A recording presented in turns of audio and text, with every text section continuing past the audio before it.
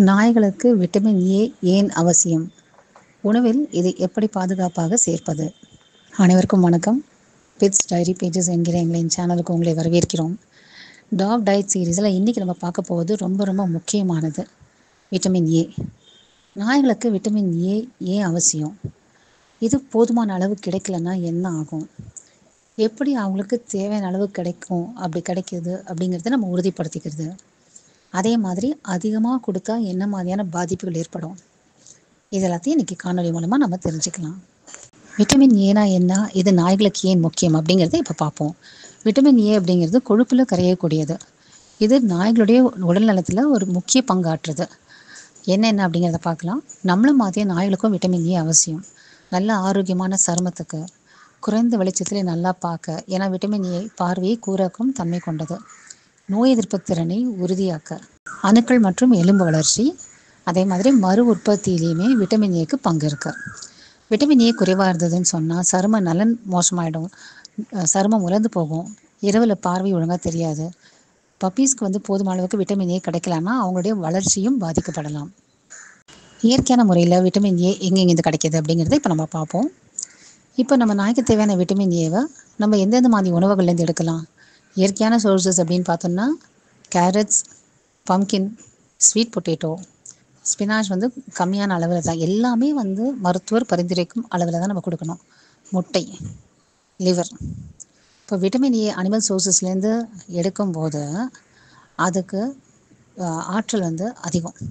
அதனால் லிவர் கொடுக்குறோம் அப்படின்னு சொன்னோன்னா போர்ஷன் அளவு கண்டிப்பாக கம்மியாக தான் கொடுக்கணும்.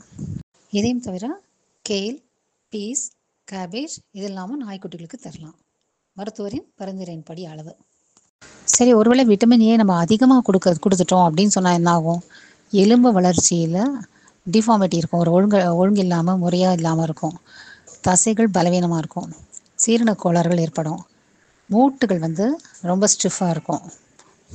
அதனால் எந்த ஒரு உணவு மாதிரியுமே விட்டமின் ஏ கொடுக்கும்போது கண்டிப்பாக பேலன்ஸ்டாக கொடுக்கறதுங்கிறது ரொம்ப அவசியம். நம்ம ஒருவேளை கமர்ஷியல் ஃபுட் அப்படின்னு கொடுக்க முடிவு பண்ணோம் அப்படின்னு சொன்னால் நம்ம வெட்டினரி மருத்துவர்கிட்ட, நம்ம விலங்கு நல மருத்துவர்கிட்ட கேட்டு தான் நம்ம அந்த உணவை கொடுக்கணும். வீட்லேயே நம்ம தயாரிக்கிறதா இருந்தோம், வெஜிடேரியன் ஃபுட்டு தான் கொடுக்க போகிறோம் அப்படின்னு சொன்னால் இதெல்லாம் நாய்களுடைய உணவில் கண்டிப்பாக இருக்கிறத நம்ம உறுதிப்படுத்திக்கணும்.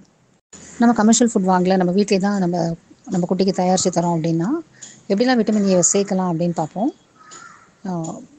கேரட்ஸை வேக வச்சு மசிச்சு தரலாம், உணவோட தரலாம், இல்லை ஓட்ஸ் கொடுக்குறவங்க ஓட்ஸோடு தரலாம். அப்புறம் பம்கின் இருக்குல்ல, மஞ்சள் பூசணியை அரைச்சி கொடுக்கலாம், வேக வச்சு அரைச்சி கொடுக்கலாம் சூப் மாதிரி. முட்டை வேக வச்சு தரலாம். லிவர் வாரத்துக்கு ஒரு வாட்டி ஒரு சின்ன அளவு கொடுக்கலாம். அதே மாதிரி கீரை எல்லாமே சமைச்சு தான் கொடுக்கணும். சப்ளிமெண்ட்ஸ் எல்லாமே மருத்துவர் பரிந்துரைக்காமல் கண்டிப்பாக கொடுக்க வேண்டாம். அதே மாதிரி இந்த உணவுகள் கொடுக்கும்போதும் மருத்துவர்கிட்ட உங்கள் செல்லப்பிராணியோட வயது, அதோட உடல்நிலை, வளர்ச்சி இதுக்கெல்லாம் ஏற்ற மாதிரியான டோசேஜ் அவங்க ப்ரிஸ்கிரைப் பண்ணுறதை நீங்கள் கண்டிப்பாக கொடுக்கறது தான் சரியாக இருக்கும். எங்கள் சேனல் உங்களுக்கு பலனுள்ளதாக இருந்ததுன்னா லைக் பண்ணுங்கள், சப்ஸ்கிரைப் பண்ணுங்கள், மற்றவங்களுக்கும் ஷேர் பண்ணுங்கள். நன்றி.